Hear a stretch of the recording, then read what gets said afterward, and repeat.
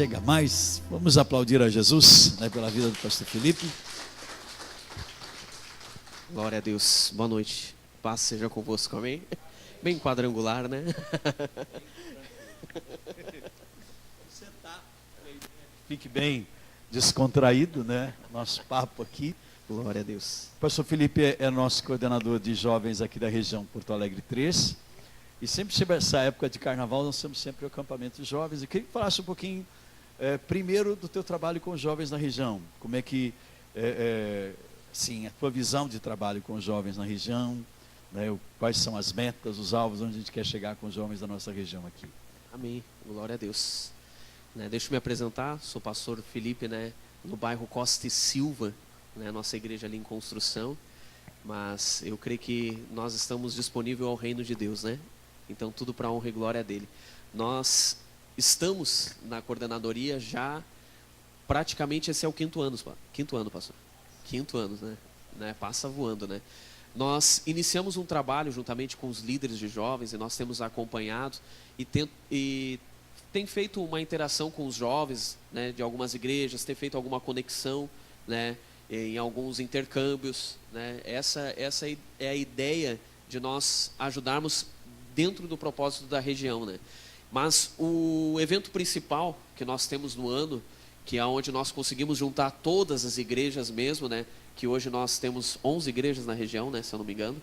Agora, se não me falha, E dentro desse evento principal, que é o Retiro, é algo que tem sido marcante para cada jovem que participa desse evento, E nós temos estabelecido algo assim, que é para que cada jovem que vá no retiro, ele saia de lá transformado pelo poder de Deus, Esse é o principal motivo de lá. É claro que tem as atividades do retiro, Campeonato de futebol, outras coisas que a gente interage com a galera toda, Mas o evento em si, ele serve justamente para isso, para que eles possam, em comunhão, ver, Porque muitas vezes o jovem ele vai para lá, na igreja ele é meio tímido, Mas lá no retiro ele vê o cara igual a ele, buscando, clamando, se entregando, lá que ele se solta.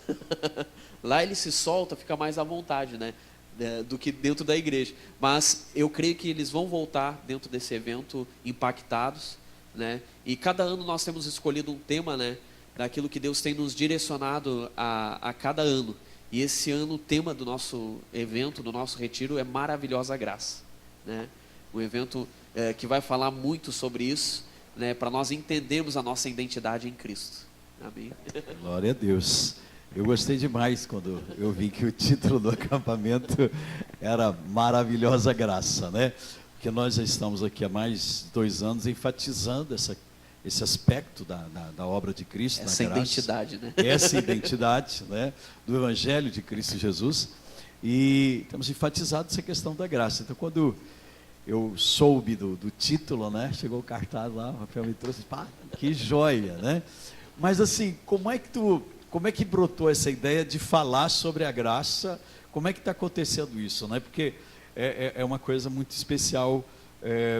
A gente não entra na graça, a gente é encontrado por ela, Então a gente tem vários outros pastores que já passaram aqui também, a gente compartilha isso. Eu também já falei a minha experiência com a igreja aqui. Queremos ouvir de ti, como é que a graça te encontrou, Tu é filho de pastor, desde criança, nasceu na igreja, não posso nem falar disso diferente, Mas como é que como é que foi para ti esse momento, de ser encontrado pela graça? Como é que funcionou tudo isso? E a gente vai começar a falar um pouquinho disso. Aí vocês também fiquem à vontade de perguntar, tá, gente? É importante a gente fazer isso, porque a gente tem falado muito da graça e às vezes as pessoas não entendem a graça.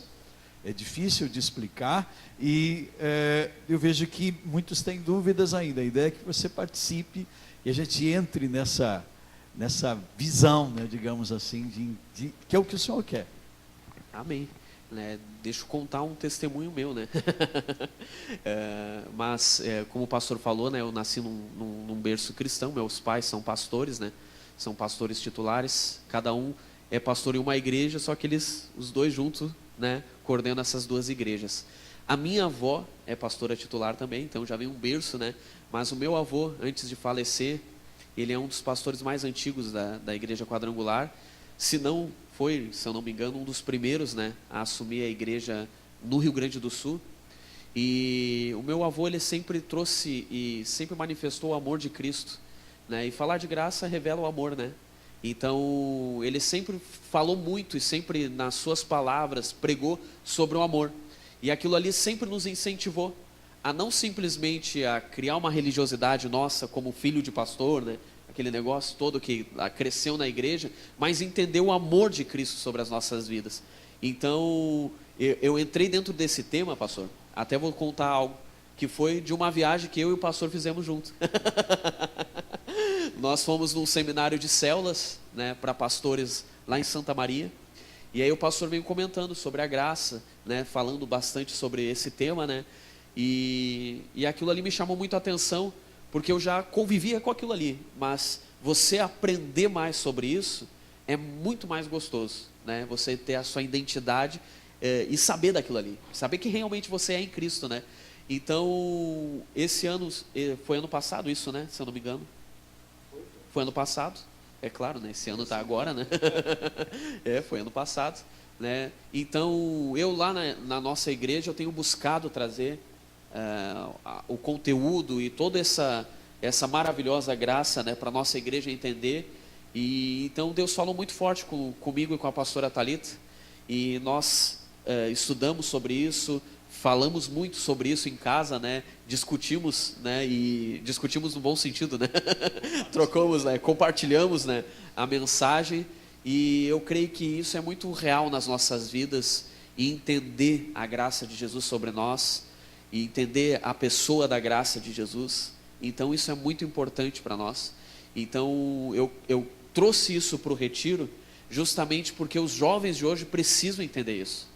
A nossa juventude precisa saber quem eles são em Cristo Jesus, qual é a identidade deles, né? Que eles são parecidos com Cristo, que eles são novas criaturas, isso eles precisam entender, né? Então, o tema do retiro, ele foi voltado a isso justamente para trazer a graça sobre eles. Muitas vezes as pessoas se culpam pela religiosidade e por andar na antiga aliança, né? Por andar na antiga aliança, e nós queremos mostrar para os jovens que eles podem viver muito mais em Cristo, né, através da graça. E é isso que nos trouxe, por incrível que pareça, foi na viagem, né? Mas se você parar para meditar nas Escrituras e crescer em fé nas Escrituras sobre a visão da graça, você vai aprender muitas coisas, e é tão bom desfrutar disso. Esses dias eu estava vendo alguém desses mentores atuais da graça, né? Ele falando que tem muitas igrejas que têm um perfil de modernidade, né? E tem um perfil de descontração, mas são muito legalistas por trás de toda aquela. Então os jovens são os que mais sofrem, porque às vezes eles vão assim, por uma chamada para uma igreja que parece muito moderna, muito jovial, né? Mas chega lá, tem muito legalismo, né? Então, isso é uma coisa que realmente nos preocupa, porque nós queremos viver a liberdade em Cristo, mas dentro da palavra de Deus. E, como você falou, assim, de um certo modo, para ti seria muito fácil, para mim também não é. Eu estou com 50 e poucos, não vou revelar aqui, mas desde os 4 anos de idade eu estou dentro da igreja. Então, é muito fácil, com o passar do tempo, a gente se tornar religioso, fazer as coisas meramente, mecanicamente, né? Então, você nasceu num lar evangélico, com avô, vó, pai, mãe, né? Então é muito fácil a gente de repente começar a fazer o nosso relacionamento com Deus uma coisa meramente religiosa, só repetir essas coisas, né? Então quais são os temas do nosso acampamento e que nós vamos falar para os jovens aí? Você vai estar capitaneando essa equipe, o que eles vão estar falando? Dentro da turma toda que vem ministrar, né? Nós estamos trazendo o pastor Rafael Lopes, que ele, na realidade, ele é de Passo Fundo, mas casou com uma mineira e mora em Uberlândia, né? E o pastor Rafael Lopes, ele traz uma mensagem em cima de paternidade, para nós entendermos isso, né? E então, ele é jovem, né? Que nem nós, pastor. Mas ele marcou muito a minha parte da minha adolescência, né?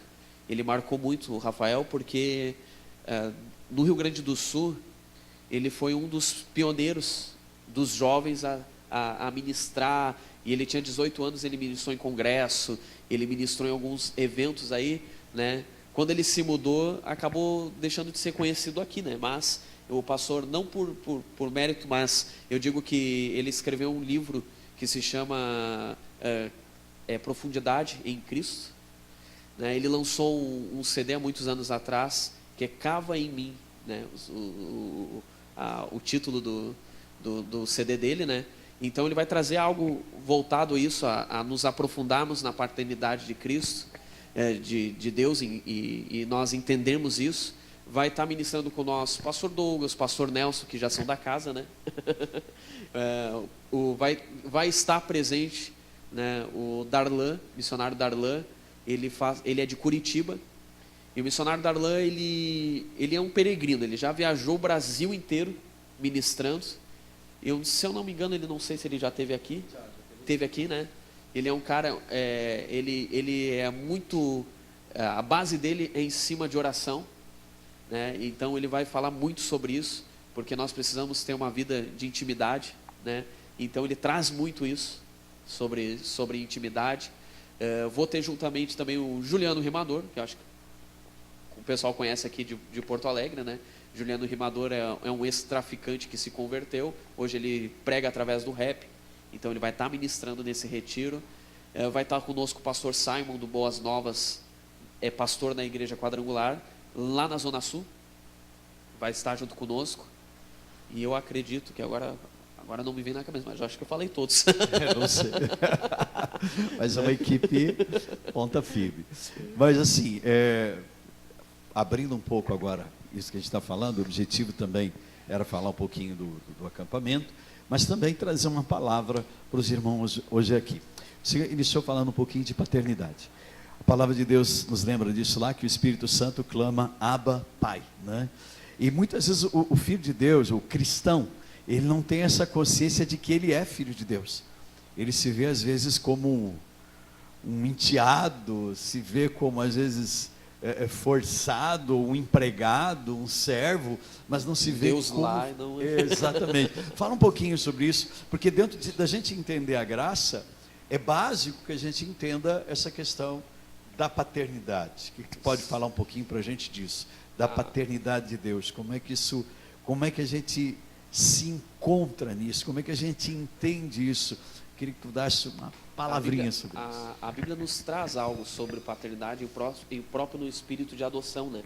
Quem já leu isso, né? Porque nós, como gentios, né? Como não descendentes da linhagem, né? Nós temos, através de Cristo, essa identidade de filhos, né? Todos nós recebemos Jesus, né, nos tornamos filhos de Deus. É tão interessante que eu lembro de um estudo sobre adoção, né, no costume judeu. Interessante isso, que o apóstolo Paulo fala que Jesus se tornou o primogênito entre muitos irmãos, né? Não é à toa que ele fala isso. Por quê? Porque no costume judeu, quando o casal adotava uma criança, né, aquela criança ela passava a ter o mesmo direito do primogênito. Ela passava a ter o mesmo direito. E se o casal assumisse outra criança, aquela outra criança tinha o mesmo direito do primogênito, né? Então, interessante que o apóstolo declara isso, né? Que Jesus, ele é o primogênito de muitos irmãos. Então, nós passamos a ter o mesmo direito que Jesus, né? Então, nós precisamos entender isso, porque muitas vezes nós olhamos Deus como o cara lá em cima, né? Longe, afastado. E quando você começa a entender essa adoção, que você tem os mesmos direitos, entramos dentro da herança, né? A mesma herança do povo de Israel, a mesma herança deixada por Jesus, aí você começa a entender quem Ele, começa a entender o favor de Deus sobre as nossas vidas, né? O amor dele, né? Demonstrado dentro do próprio Isaías fala sobre isso, que se pode uma mãe deixar seu filho, que amamenta, Deus jamais, nos deixaria desamparados. Então, entender a paternidade dele é entender isso, que Deus ele está presente conosco, mesmo nos nossos altos e nos nossos baixos, É isso que é entender a paternidade de Deus. Muitas vezes a gente tem uma visão, a visão religiosa, né, é muito meritocrata, né? Então, até culturalmente, quando a Bíblia fala que nós somos adotados e que o Espírito Santo clama Abba, Pai, né? O espírito de adoção, a gente fica, poxa, mas adotado, né? Porque na nossa cultura, adotado aparentemente não é bom, né? A adoção até bem pouco tempo, né? Coisas que tinham uns 10 anos, que está vendo algum artigo sobre isso, que de um tempo para cá que os filhos adotados têm os mesmos direitos que os biológicos. Na nossa cultura não era assim. Então você está lembrando da cultura judaica, e Paulo também fala isso, né, aos romanos, quando fala da própria cultura romana, né? Sim. Eles ouviram uma palavra interessante disso, diz que quando nascia um filho, primeiro esse filho, ele não era de um primeiro momento reconhecido pelo pai, né? Então passava uma semana, a criança não tinha nome, aí passava esse ritual quando a criança era colocada no chão, claro, devia ter alguma coisa, né? Colocada no chão em seco, né? E o pai olhava a criança e analisava se não tinha nenhum defeito, se ele, acho que até achava, se fosse a minha cara, né? Se fosse muito diferente, talvez ele nem olhasse. E aí quando ele via, mesmo sendo biológico, né? Se ele pegasse do chão, ele estava sendo adotado, reconhecido como filho. E às vezes acontecia de filhos não biológicos também serem adotados. Eu tive exemplos de vários imperadores romanos, né? Como Tibério César e outros lá, né? Que não eram filhos biológicos dos seus pais, mas que foram aceitos e adotados. Então, como Paulo fala na cultura romana, né? Que está escrito em Romanos isso, para eles ser um filho adotado, reconhecido pelo pai, era ainda mais valorizado do que ser biológico. A nossa cultura é um pouco diferente, né? E em contrapartida, a gente vê que o Senhor Jesus, que é o filho legítimo, o primogênito, foi rejeitado pelo Pai na cruz, para que nós nos tornássemos filhos de Deus, que nós recebêssemos os mesmos direitos, né? Aí Paulo fala isso em Romanos, quando ele diz que lá nós somos tornados herdeiros. E interessante que Cristo ressuscita para reforçar essa herança, né? Porque diz que agora nós somos co-herdeiros com Cristo. Então tudo que Cristo tem, nós temos. E custa a gente entender isso, porque a mentalidade religiosa diz assim, mas eu não mereço. Esse problema da meritocracia. E aí que entra o conceito da própria graça, que graça é dizer favor imerecido. Nós somos tornados filhos de Deus não porque merecemos, mas porque Cristo entregou essa posição de um certo modo para nós, e pela sua maravilhosa graça nós somos tornados filhos de Deus. Amém? Glória a Deus. E assim, como a igreja tem visto a pregação lá da graça, assim, eles têm sido impactados. Claro que é devagar, como você estava, porque às vezes são conceitos que a gente não entende assim de cara, dá um tranco, né? Porque a gente está acostumado a ouvir, você tem que fazer por merecer, você tem que jejuar, orar, arrancar os cabelos, né? Ficar, eu mergulho na mirra, tem que ferver, tem que pagar para depois receber. E como as coisas que a gente começa a falar, que é pela graça, pelo amor de Deus, pela fé que nós temos no amor dele, que nós recebemos, às vezes o povo sente uma dificuldade. O nosso povo aqui está se acostumando já, mas já é mais de 2 anos que a gente está falando, mas eu vejo que tem uns que ficam, será que é, pastor? Dá um susto. Já. Na realidade, quando nós entramos com essa mensagem, né, eu já ouvi comentário comigo, uma irmã chegou comigo e disse assim, pastor, e agora Deus não vai me castigar mais? Eu disse, irmã, vamos dentro da palavra, da nova aliança, né? Nós iniciarmos isso e você entender quem você é em Cristo, né? Mas lá na igreja tem sido gratificante porque nós somos uma igreja em células também, né? Então, quando você fala de graça, você fala do amor de Deus, né? Então, entendendo isso, as pessoas têm se aproximado pelo amor de Deus, não por uma religiosidade ou por uma religião evangélica, né? Agora sou evangélico e é isso aí, não, né? Tem entendido isso, né? É claro que cai um pouco daquela velha, antiga tradição, né? E às vezes a tradição atrapalha nosso buscar com Cristo, né? Então isso tem acontecido, e muitos têm parado e olhado e disse assim: bah, pastor, entendendo isso mesmo, agora eu posso dizer que eu sou filho de Deus. Entendendo isso, eu posso dizer isso, né? Então é muito importante nós trazermos essa mensagem, e a igreja ela tem absorvido isso, e quanto mais você entende o amor de Deus, mais você consegue transmitir, ser um canal do amor de Deus, ser um canal não para julgar, né? Não que a religiosidade, né? A lei traz o pecado, né? Nos mostra quem é o pecado, mas em si, em acolher, né? Em trazer pessoas para Cristo, para perto de Cristo, né? E as pessoas serem transformadas pela palavra, pelo poder de Deus, né? Isso é essencial, né? Porque só se tem vida vitoriosa se a gente viver no Evangelho da Graça. Paulo fala em Romanos 5,17, dos que recebem da abundância da graça e do dom da justiça, esses reinam em vida. Então muitos dos cristãos não têm reinado na vida diante das circunstâncias, diante da enfermidade, diante de problemas financeiros, problemas familiares, porque não têm recebido a graça e o dom da justiça, né? A graça é essa capacidade, né? Que a graça não é uma doutrina, na verdade, né? A graça é o próprio Senhor Jesus Cristo. É que muitas vezes o evangelho confuso, né? Esses dias nós pregávamos aqui justamente sobre isso. O verdadeiro evangelho é que consegue trazer essa vida frutífera e consegue trazer esses resultados. Porque se não houver esses resultados na vida do cristão, quem está lá fora não se sente atraído para vir para Cristo. Ele quer ver resultados, né? A palavra diz que nós fomos chamados para ser ramos frutíferos, dar frutos, né? E esse fruto que atrai as pessoas para a presença de Deus. E como cristãos, nós só vamos ter uma vida frutífera se recebemos dessa graça e desse dom da justiça. Amém? Então tá, alguém quer fazer alguma pergunta aí? Vocês estão muito quietinhos. Tem alguma pergunta chegando aí pela vibe ainda? Não? Então tá bom, vamos lá, né? Alguém quer perguntar alguma coisa? Silêncio, né? Então a gente vai falando aqui, né? Outro ponto importante, além da paternidade, né? Que também Paulo fala a respeito da graça, é a vida no Espírito, né? E isso é um ponto que a gente tem falado bastante aqui, e às vezes a gente custa a entender isso, né? Até essa posição em Cristo Jesus. Quando nós aceitamos Jesus, o que isso de fato significa? No capítulo 6 de Romanos, nessa mesma sequência, né?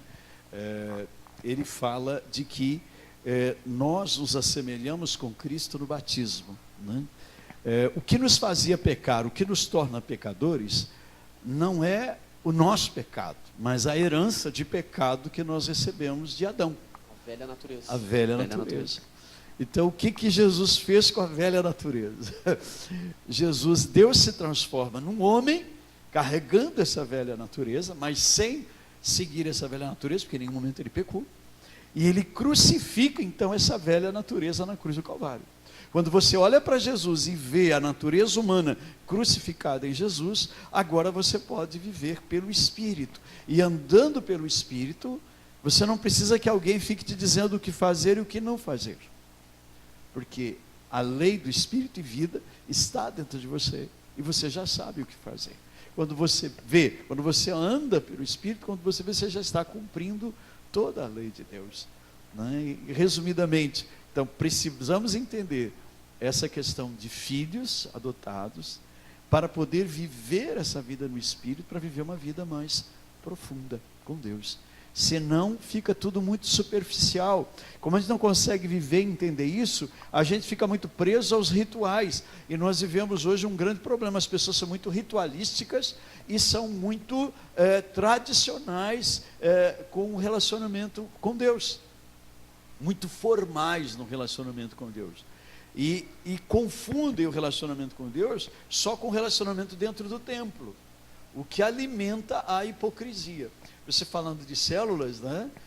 A gente também está um tempo com células, a gente teve um certo resultado com o trabalho nas casas, nas células, mas depois nós perdemos várias células, e isso nos levou a refletir sobre algumas coisas.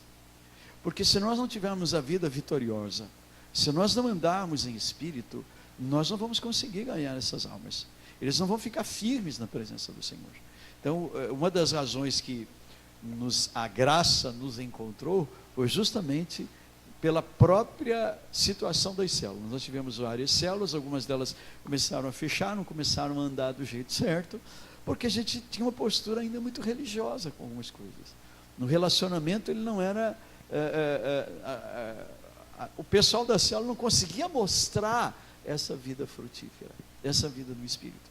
E aí as pessoas que chegam dizem, então isso é só uma religião. É muito legal, é bonito e tudo, mas chega a hora H, não se vê resultado, não se vê mudança. Daí que é tão importante a gente começar a entender sobre a graça de Deus. E não vivemos um relacionamento com Deus meramente religioso, só debaixo de leis e de regras, senão a coisa não funciona, né? Então vocês têm uma baita vantagem lá, porque vocês estão fazendo com células. Nós passamos, acho que 5 anos na nossa transição, isso retardou a nossa transição de uma igreja convencional para uma igreja em células, justamente por isso, para a gente não entender alguns princípios, né, à luz da palavra de Deus, e agora isso está sendo, digamos, lapidado, nós estamos preparando uma base. Então fala um pouquinho das células lá, falando da graça, o que está acontecendo lá no Costa e Silva, que também é uma igreja antiga, mas que agora está vivendo um avivamento, um despertamento. É verdade. Pastor, nós assumimos a Costa e Silva faz 3 anos, fez 3 anos em junho do ano passado, né? Nós vamos para o 4º ano de ministério ali na Costa e Silva. Era uma igreja antiga, é uma igreja antiga, né? Ela tem mais de 30 anos, né? Mas quando nós iniciamos ali, tinha uma média de 6, 7 pessoas, né? Então nós praticamente podemos dizer que iniciamos do zero, né? Porque mesmo assim, dentro daquelas pessoas só ficou 5, né? Mesmo na igreja que se firmaram. Nós passamos um período de 1 ano, né? Trabalhando no tradicional, culto no dia de semana, culto no fim de semana, né? Nós ainda não havíamos implantado o estilo da igreja em célula, né? E aí passou 1 ano, nós começamos a fazer esse trabalho de células. E foi muito gratificante, porque nós conseguimos abrir no começo 10 casas. Para iniciar, nós começamos lá com o Lar de Salvação, né? E nós iniciamos, não sei como é que o pastor chama aqui, Casa de Paz? Simultâneos, né? Em alguns lugares é simultâneo, mas nós iniciamos, demos aquela semente, né? A partir daí foi surgindo as células, né? Então nós, desses frutos dessas casas aí que iniciaram, surgiu algumas células. Hoje nós temos 5 células. Nós somos uma igreja em 5 células, né? Para ver que nós estamos gateando ainda, né? Engateando, né? Nosso alvo é terminar o ano com 10 células, multiplicar cada uma delas, né? O nosso alvo da igreja. Mas dentro disso, trazendo o conteúdo da graça, foi muito bom passar isso para as células, porque as pessoas começaram a entender que o amor de Deus é isso, e começaram a aproximar vizinhos, amigos, parentes, né? Dentro dessa palavra que nós trouxemos. Então tem dado fruto, né? Tem dado fruto, e algumas células hoje já vão se multiplicar, e é tão bom ver isso, o que Deus tem feito, né? Porque é através do seu poder, é através da sua direção, né? Hoje nós já temos líderes de célula, né? Mas no começo foi o pastor, né? Eu, né? O primeiro líder de célula fui eu, né? Então hoje nós já temos alguns frutos de líderes de células que estão buscando, né, se aperfeiçoar na palavra de Deus através da graça, se aperfeiçoar cada vez mais, né? Então isso tem sido bom, e eu acredito que hoje nos nossos dias essa é uma ferramenta essencial de evangelismo, né? Você abrir a sua casa, você participar da célula, isso é uma ferramenta essencial, né? Eu acredito que mais para frente, se o Brasil continuar assim, imagina eles proibirem nós de nos reunirmos aqui no templo, né? E a igreja em células, ela traz muitos benefícios para nós. É trabalhoso, né? Mas eu acredito, o Provérbios fala isso, né? Que o trabalho árduo, né, faz valer a pena, né? O trabalho árduo faz valer a pena do que aquele que não é árduo, né? Então nós temos que nos colocar na presença de Deus a cada dia e nos incentivar, né, a abrir células, a se colocar como discípulo, né, e fazer a vontade de Deus, né. E isso é importantíssimo também dentro dessa própria questão da graça, né? Se vocês não perguntarem, eu vou começar a perguntar para vocês, né? Se vocês participarem. Já falamos de paternidade, falamos de vida no espírito, né? de evangelismo e de como isso funciona. Porque a visão tradicional joga toda essa responsabilidade de propagação do evangelho em cima do sacerdote, do pastor. Né? Enquanto que a palavra de Deus diz no Novo Testamento, em Apocalipse, que todos nós somos sacerdotes.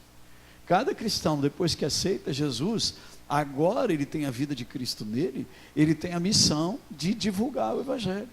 Não é como era no Antigo Testamento, que tinha o sumo sacerdote, tinha os sacerdotes, tinha o levita, e só eles cuidavam das coisas de Deus. Agora, na nova aliança, todos nós somos reis e sacerdotes. Então, todos nós temos uma missão de falar do amor de Deus. O trabalho das células nada mais é do que abrir a casa e começar a falar do amor de Deus. Nós não decidimos ser uma igreja em célula para crescer, né? Ser uma igreja em célula é a forma como Jesus disse para a igreja ser. Porque a igreja primitiva, eles não tinham templo, eles se reuniam no pátio do templo e se reuniam nas casas. Se você olhar lá em Atos, diz, todos os dias eles estavam nas casas e no templo e não cessavam de falar de Cristo. Então, eles viviam, o cristianismo não era uma religião para eles, era um estilo de vida, uma maneira de viver. E é isso que nós precisamos resgatar como igreja, senão nós nos tornamos só religiosos. Por isso que para alguns eles só são crentes dentro da igreja. Saiu da igreja, eles estão... Né, dá o microfone para ti, senão a gente não vai conseguir ouvir, e o pessoal da internet não vai ouvir.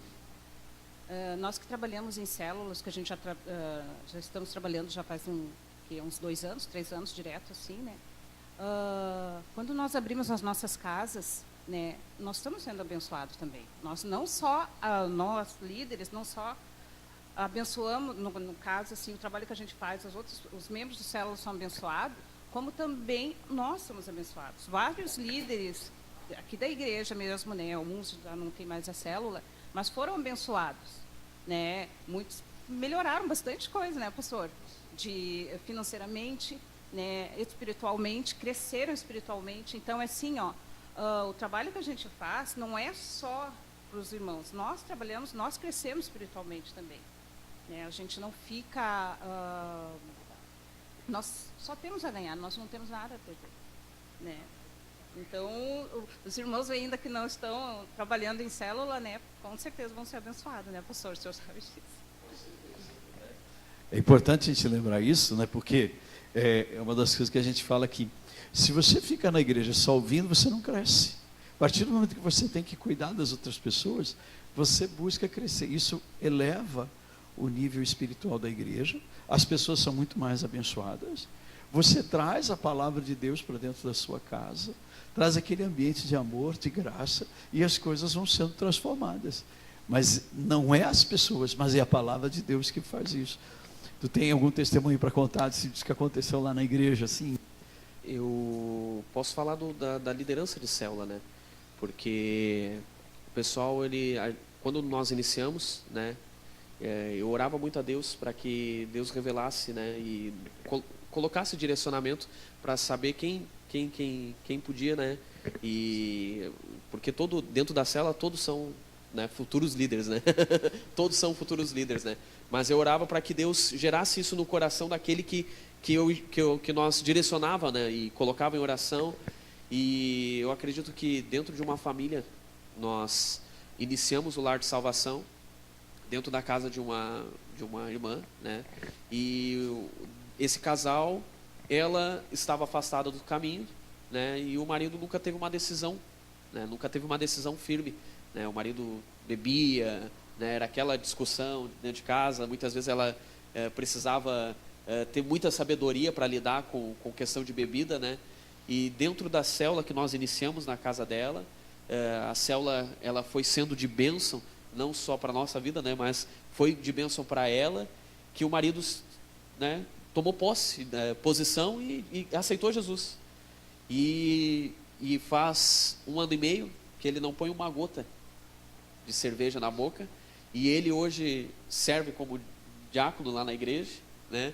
Então houve uma transformação. E ele já é futuro líder célula, líder em treinamento. Então, para ver que é algo que é gratificante, porque nós estamos vendo vida sendo transformada por esse canal de bênção, que é a célula, né? Amém, glória a Deus. E a gente vê, numa igreja tradicional, as pessoas ficam anos sentadas num banco e não fazem nada, né? E sentem medo de fazer. E confundem a questão da liderança. Porque liderar nada mais é do que influenciar. E quando você fala de Jesus para outra pessoa, você está influenciando outra pessoa. E isso é ser um sacerdote do Senhor nesse tempo, é falar do amor dele às outras pessoas e promover essa mudança dentro das famílias, né? Alguém mais quer falar de alguma coisa da sua célula aí? Silêncio, né? Vocês estão muito silenciosos hoje. Acho que foi a gente falar que estava na internet, estava ao vivo, vocês se encolheram. Nós temos as nossas células de jovens, células de crianças, de homens, de mulheres, né? Todos juntos. E se você não está participando de uma célula, a gente motiva e orienta, né? Se não tem uma célula perto da tua casa, vamos abrir uma célula, né?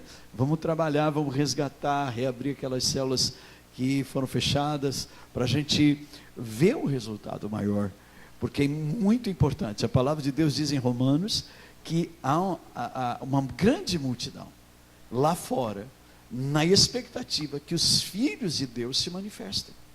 Como é que os filhos de Deus vão se manifestar? Se eles reconhecerem que são filhos de Deus, né? Aceitando a paternidade de Deus, se vendo como eles são. Isso é um grande problema. Duas coisas que a gente aprende que são muito importantes, quando a gente começa a entender mais a respeito da graça de Deus, é saber quem Deus é. E outra coisa é saber quem você é. Essa confusão, muitas vezes, esses dias comentava, né, que quando as pessoas se convertem, elas são apresentadas à Bíblia e elas começam lendo Gênesis, Êxodo, Levítico, os mais curiosos já pulam para o Apocalipse, né? E não entendem, né? E começa assim, eu sempre mostro na Bíblia para vocês, se a gente for pegar o Antigo Testamento os Evangelhos estão na Antiga Aliança. Só a partir de Atos que nós encontramos a Nova Aliança. E a Nova Aliança, em comparação à Antiga Aliança, nós temos muito pouca coisa escrita sobre a Nova Aliança. Até porque não precisa escrever muita coisa, ela é muito simples e óbvia. Mas a Antiga Aliança nós temos muita coisa escrita, e nós lemos muita coisa sobre a Antiga Aliança. E misturamos isso, e as pessoas às vezes pensam que Deus castiga. A palavra diz claramente na Nova Aliança que Deus não castiga. Aquele que... o castigo já estava sobre ele, né? Exatamente. Jesus, hoje à tarde, no culto da tarde, diz assim, Jesus é o nosso para-raio. Quando você está na graça, né, você entende a palavra de Deus do Evangelho da graça, você entende que Jesus é o teu para-raio. Todas as consequências dos seus pecados, se você está em Cristo, param em Cristo Jesus, e você não é atingido. Né? Paulo escreve de suas cartas dizendo que Davi profetizou, dizendo, bem-aventurado, ou seja, mais do que feliz, é aquele homem a quem o Senhor não imputa os pecados. Ontem na escola nós lançamos um desafio e um questionamento que pegou assim uma polêmica aqui, né? Que foi o texto de Gálatas, capítulo 6, versículo 6, quando fala, e um texto que a gente logo lembra quando fala assim, olha, você errou e tem consequência. O texto lá diz, quem planta, colhe. E esse texto é muito mal interpretado. Porque se você observar no versículo anterior, ele está falando de investimento em coisas espirituais. Ele fala assim, você deve abençoar aqueles que te ensinam a palavra de Deus, você deve investir o teu tempo nas coisas espirituais, que elas vão trazer um resultado espiritual para a tua vida. Se você investe em coisas materiais, ela vai trazer um resultado material. Se você investe em coisa espiritual, ela vai trazer um resultado espiritual. É por isso que ele diz, quem planta, colhe. Mas ele não está falando, cara, você errou, você vai colher consequências do seu pecado. E em nenhum momento o texto diz isso. E esse texto é muito mal interpretado, principalmente no nosso meio evangélico, e a gente é cheio de dizer, olha, você errou, você vai pagar pelo seu erro. Jesus já pagou pelos nossos erros. Amém? Se você tem essa consciência da graça, Então, tem que tomar muito cuidado com isso, porque isso valia na antiga aliança. Tanto que Davi profetizou isso na antiga aliança, e ele colheu os resultados do pecado dele. Ele adulterou, ele sofreu sérias consequências na família, né? Sua família deu uma confusão lá entre os irmãos, os filhos, um caos, ele acabou a vida dele doente, mas ele era um homem segundo o coração de Deus, era um homem que entendia a graça, mas ele estava em uma outra aliança. E naquela aliança ele colheu todas as consequências, porque ele foi adúltero, ele foi assassino, né? Às vezes choca dizer que Davi era assassino, mas ele não mandou matar Urias. Ele não tomou a mulher do outro, ele foi adúltero e assassino, e ele colheu as consequências, porque ele ainda não tinha Cristo, Cristo não havia sido revelado. Agora para nós, Cristo já foi revelado, se você está em Cristo. Então isso gera muita confusão. O que é estar em Cristo? É você estar seguro nele, né? Um outro exemplo disso é a própria a arca de Noé.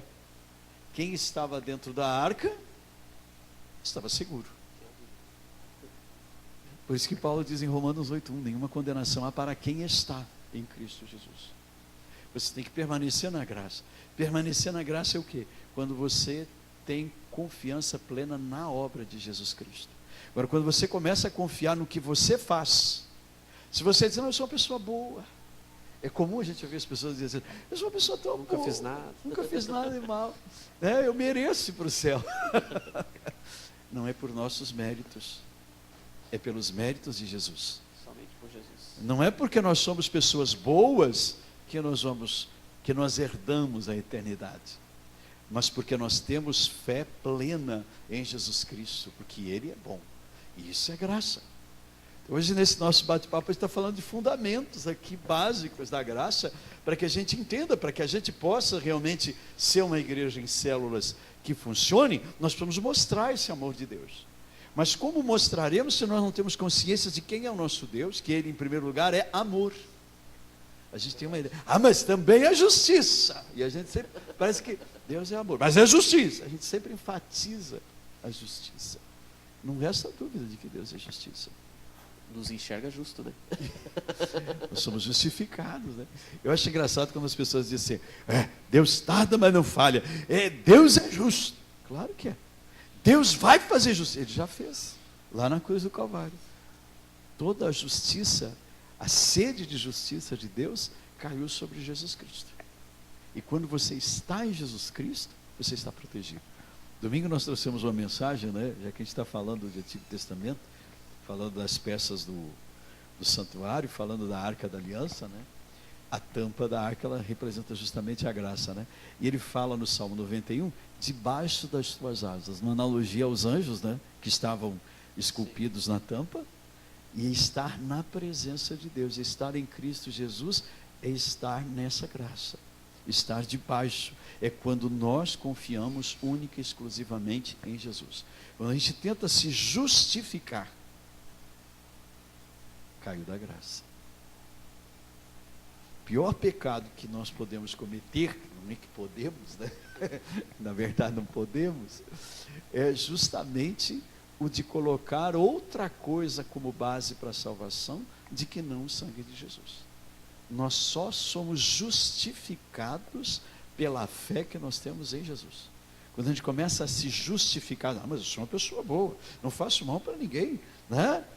Aí isso chama-se auto-justificação. E isso daí já é cair da graça. Isso ofende a obra de Cristo, ofende aquilo que Jesus Cristo fez para nós lá na cruz. Amém?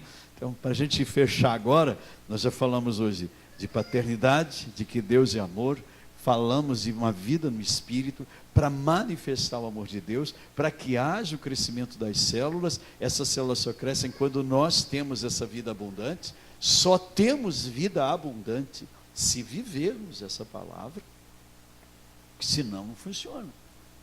É só uma religião. E aí a gente vai encontrar igrejas antigas que não saem daquele negócio.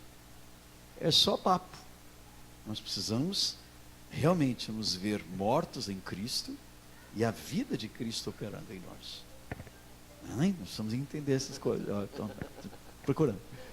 Nós precisamos entender essas coisas para que possamos viver um evangelho verdadeiro. E quanto mais religioso a gente fica, a gente começa a cobrar as pessoas, começa a condenar as pessoas. Aquele lá é mais santo, eu sou mais santo, eu não me misturo porque eu já não vou mais naquele lugar, porque essa é uma atitude religiosa, porque no fundo a pessoa quer se justificar.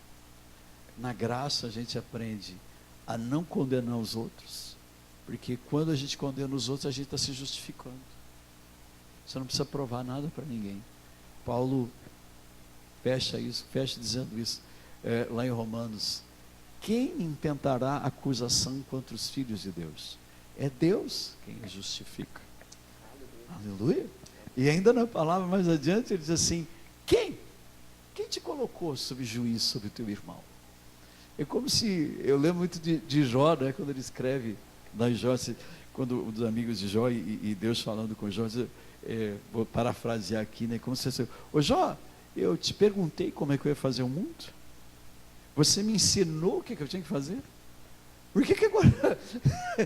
A gente às vezes se coloca numa posição que não é nossa, justamente por não saber quem nós somos e não saber quem Deus é. A partir do momento que você sabe quem Deus é e o que a cruz de Jesus fez você ser, você passa a viver e a demonstrar esse amor. E uma das formas de demonstrar esse amor é justamente não condenar, não ver defeito nos outros, porque a graça faz isso. Nós temos pecados? Amém? Temos? Temos ou não? Como é que Deus vê que a gente tem pecado? Não, Deus não vê. Nós sabemos que temos. E é por isso que a gente olha para Jesus e busca a justiça dele. Mas do ponto de vista de Deus, nós somos santos. E quando você ama alguém perfeitamente, você não enxerga os defeitos dessa pessoa. E isso é o amor de Deus, isso é manifestação de graça. Amém? Então dá uma palavra final aí para a gente encerrar. Nosso tempo já estourou, está estourando já. É verdade, a pastora já me ligou. Mas continue buscando em Cristo, justamente meditar cada vez mais na palavra, né? E eu quero deixar um convite justamente para o retiro, né? Venha participar junto conosco do acampamento, né? Nós estamos fazendo ele, vai ser no colégio, na Escola Técnica Santo Inácio. Então vai ser um ambiente novo, é a primeira vez que nós fizemos lá, né? Mas o auditório lá parece um cinema, né? Cadeira estofada, né? O auditório lá onde vai ser realizados os cultos, né? Nas salas de aula tem ar-condicionado, o pessoal dormir, né?